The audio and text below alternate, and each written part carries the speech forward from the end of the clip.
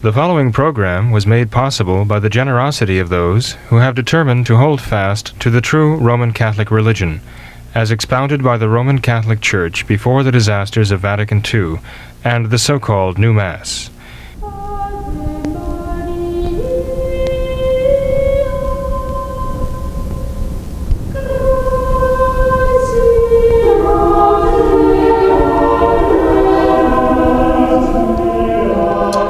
Welcome to What Catholics Believe. It's a special edition, actually a matter of correcting and clarifying something that we spoke about in a recent question and answer period. Recently, in one of our interviews, Mr. Thomas Nagley was asking questions of me. The question came up about natural family planning, and we had a questioner who seemed to draw a parallel between the approval of natural family planning and Francis's Amoris Laetitia giving power, giving the so-called right to those living in open adultery to have access to the Novus Ordo sacraments. And I answered that question by saying this is an absurd comparison. Well, actually, there is something that should be said about this, something further. It's an absurd comparison only if one realizes there's an essential difference between natural family planning and a perversion of the act of matrimony. For someone who mistakenly sees that natural family planning is intrinsically evil, then they might see some parallel between approving natural family planning and what Francis is doing in Amoris Laetitia with regard to adultery. So I thought I'd better clear that up and explain that, because there are questions involved that are not absurd and that are worthy questions, and they need to be addressed. And part of the problem with the previous program was the order in which the questions were proposed, starting with comparing approving natural family planning with Francis's teaching in number 8 of Amoris Laetitia about adultery. And then secondly, the question came up about whether natural family planning is intrinsically evil. Well, of course, if natural family planning were intrinsically evil, and if structuring one's marital life so to render it unlikely to conceive a child, if that was always and necessarily evil, and thus intrinsically evil, then one might see a parallel. But the problem is, it is not. It is not intrinsically evil.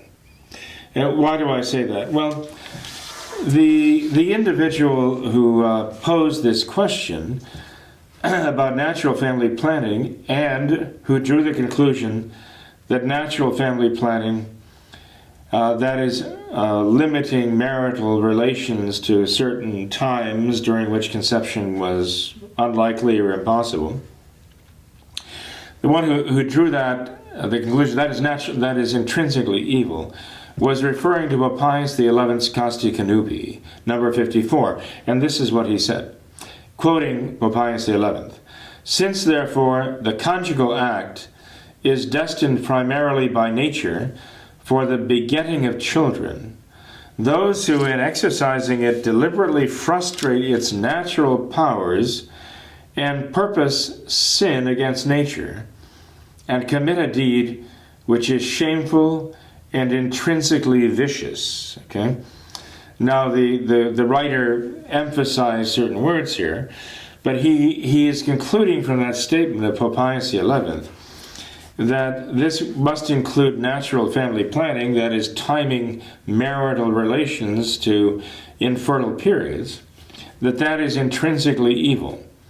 But he's misreading the statement. And if we look at the statement itself, we see that it doesn't apply to natural family planning.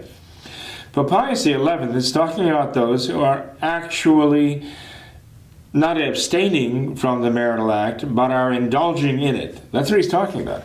He's talking about those who are indulging in the marital act, in the process of indulging in it, rendering it frustrated and preventing it from conceiving a child. Listen to what he says. The conjugal act is destined primarily by nature for the begetting of children.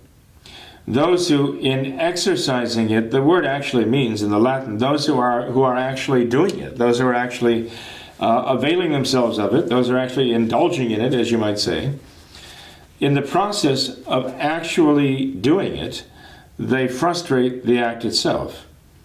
This is not the same as one who abstains from performing the marital act.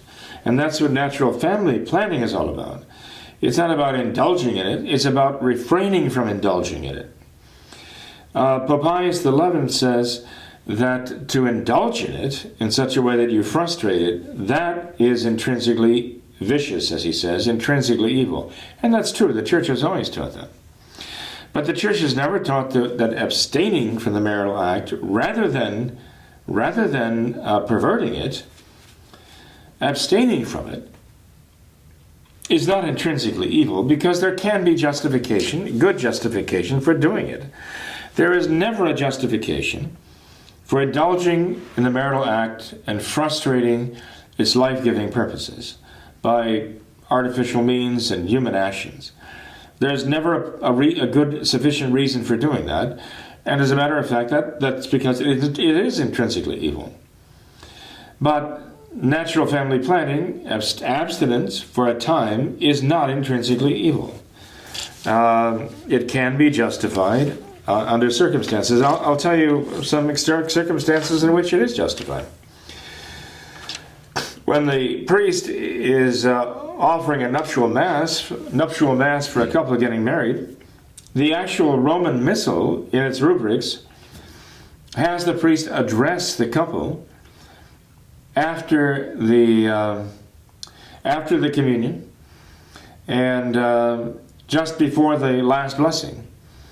And the priest is instructed in the rubrics, in the Missal, the traditional Roman Missal, to recommend to the married couple that they abstain from the marriage act. They abstain from the marital act during penitential times of the year.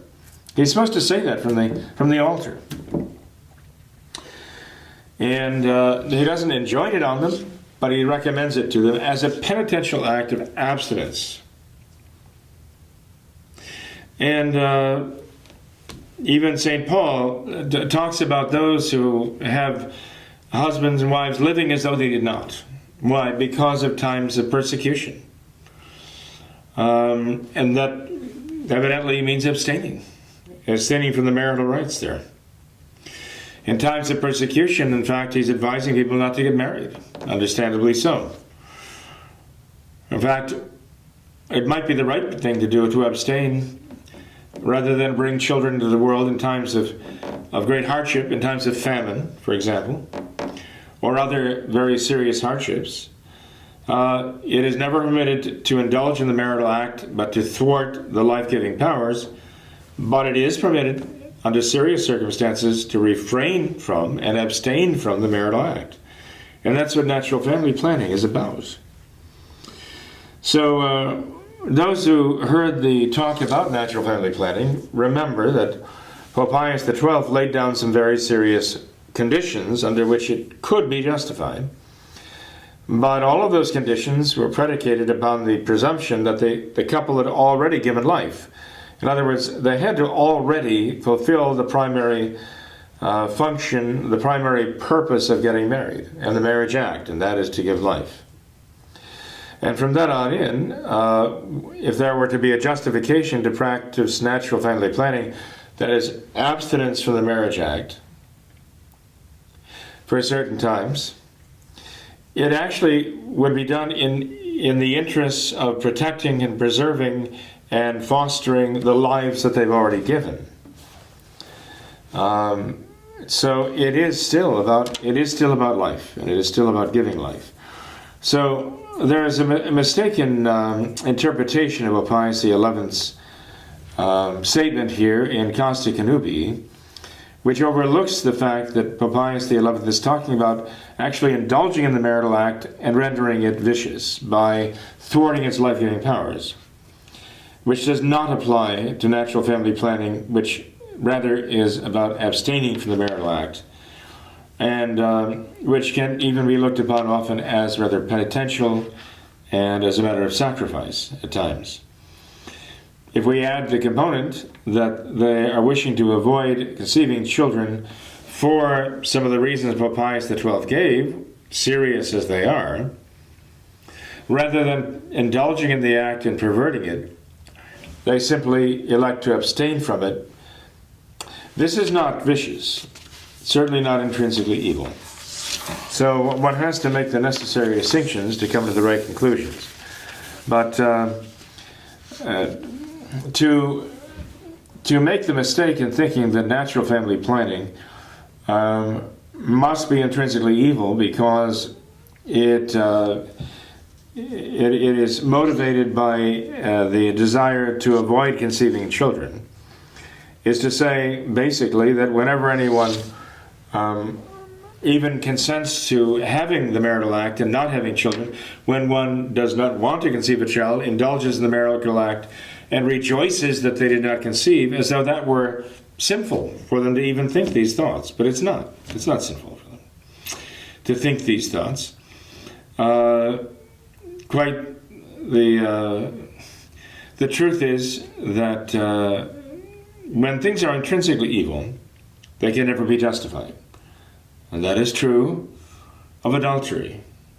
And this is what Francis is minimizing in his Amoris Laetitia.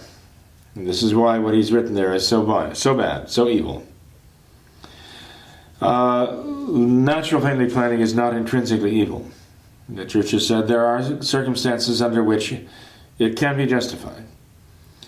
And so that makes it sets it a world apart from Francis's teaching in Amoris Laetitia.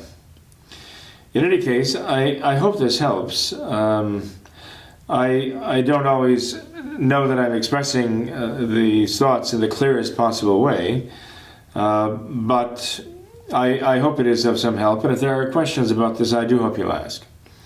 Well, may God bless you. Until next time.